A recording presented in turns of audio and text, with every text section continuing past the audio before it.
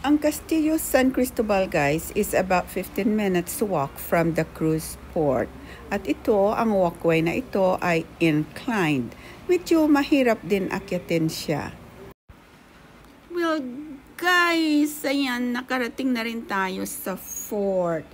Well, Castillo San Cristobal is an 18th century Spanish fortress in San Juan, Puerto Rico.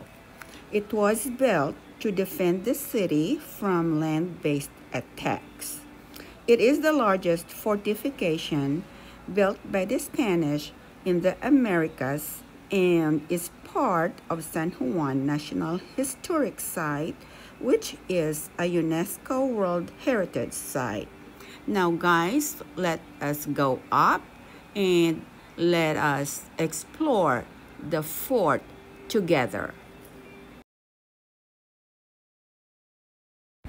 This fort guys was built in the 1600s at pag pumasok dito at $10 ang entrance fee at credit card lang or card lang ang kanilang tinatanggap, walang cash.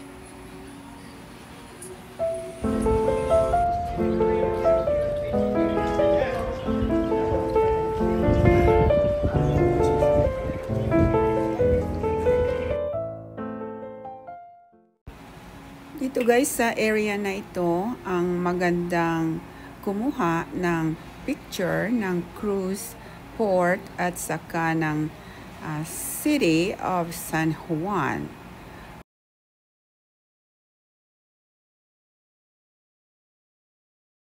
Ito guys, ang nagko-collect ng tubig sa ulan noon.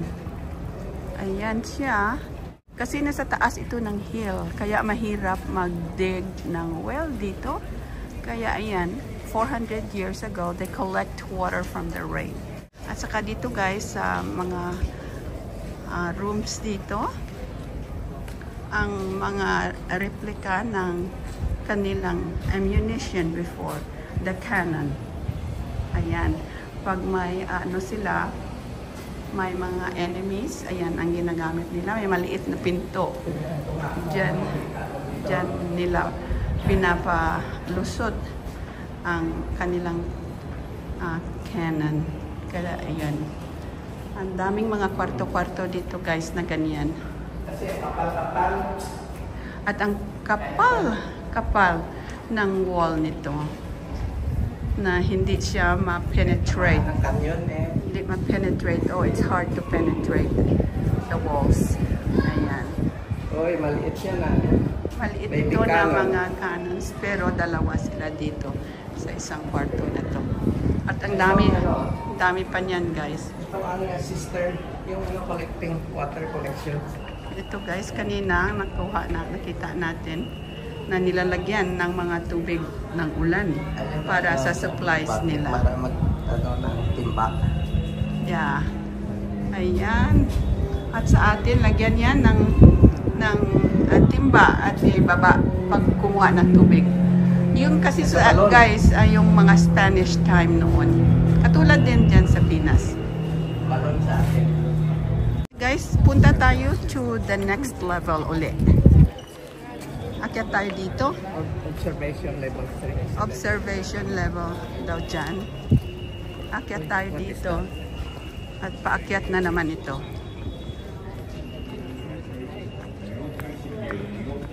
Meron din dito. Main firing battery level. Ito guys, meron din. Oh, parang mga tunnel. Paakyat. Pero dito tayo dadaan. Sa labas. Medyo maliwanag. Akyat na naman ito guys. Kaya napakahirap pag medyo matanda na at mag-travel. Limited na ang locomotion, ang movement. Kaya ayan, habang kaya pa ng tuhod, tinatry namin. Ang hirap guys, ang taas-taas. Oh my gosh. This is so... Ilang degrees kaya ito? 45 degrees. Inclination. 30. Ayan guys. Ayan, pababa. Doon na kami kanina sa baba.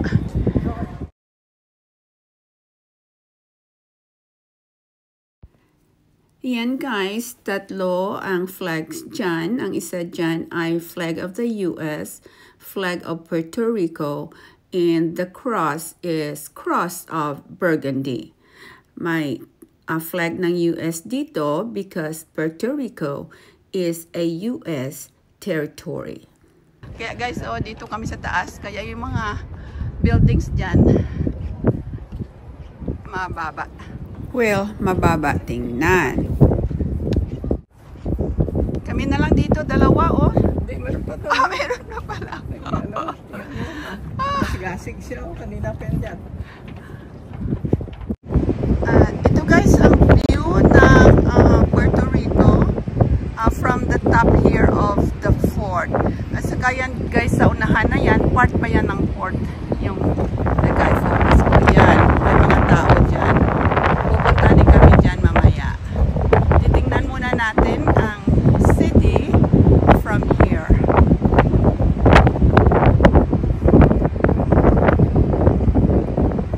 Ayan. Colonial type na city ito guys.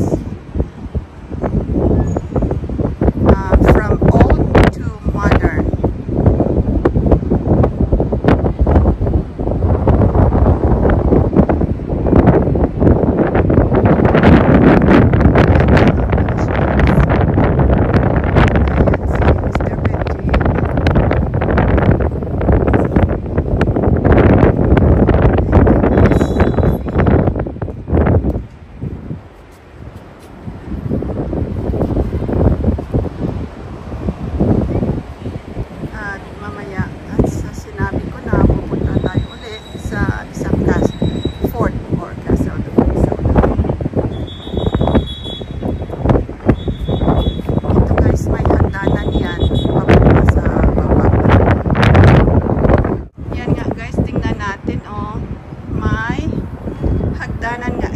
Papunta sa baba. Ayan. Tingnan mo, may umaakyat dito. The bell guys is used to alert of an impending attack so the soldiers could prepare for battle. And also it is used as an audible sound on a daily basis for activities like changing of the guards.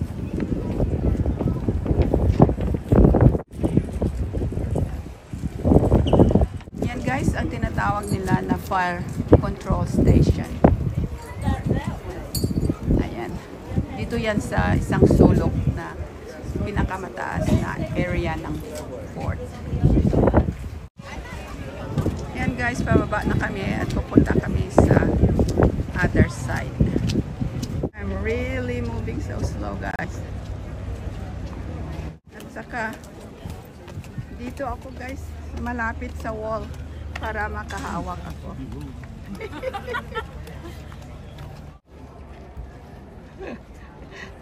Natakot siya. Kaya yun, nakahawak siya. Kahawak sa dingding.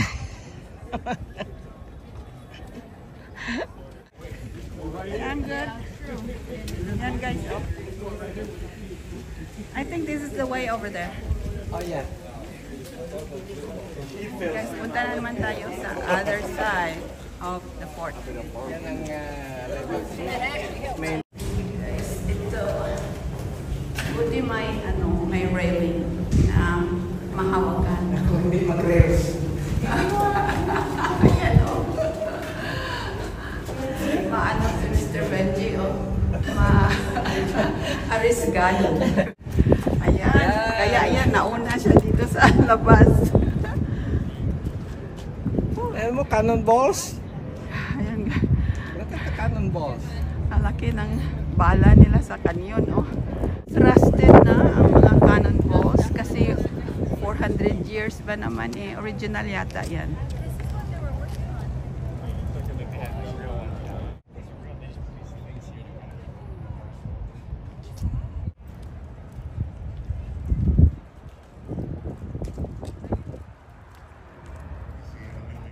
Okay, dito na kami guys sa area na nakikita natin kanina doon sa taas.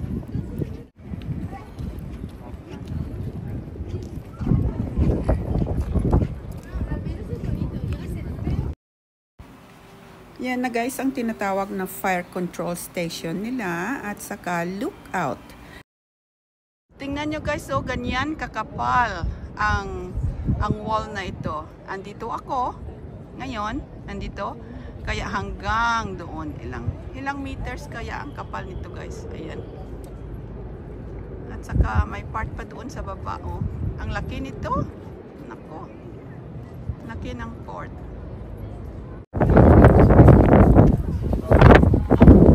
Makikita nyo guys, oh, medyo mahangin dito kaya maganda dito sa taas. Hindi gaano mainit.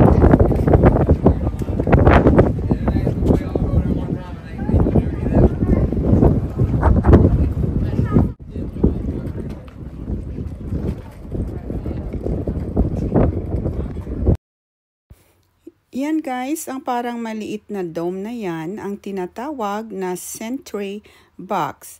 Bale, sheltered yan ng gwardiya. Kaya, bali, watchtower nila yan. Kita ko na kanina guys, ganito kakapal ang wall na ito. Ang kapal-kapal. At saka dyan sa baba, may plaza-plaza rin sila.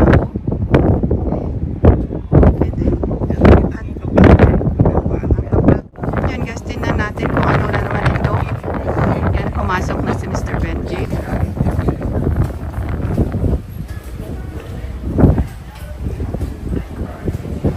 Tingnan natin kung saan papunta ito. Observation. Oh, it's another observation area. Ang dilim dito guys. I think this is the one that goes Ito yata ang escape route nila, may hagdan-hagdan pababa. Dito tayo ngayon guys sa loob ng fort's lookout or watch tower. Yan guys ang pinuntahan natin kanina na fire control station.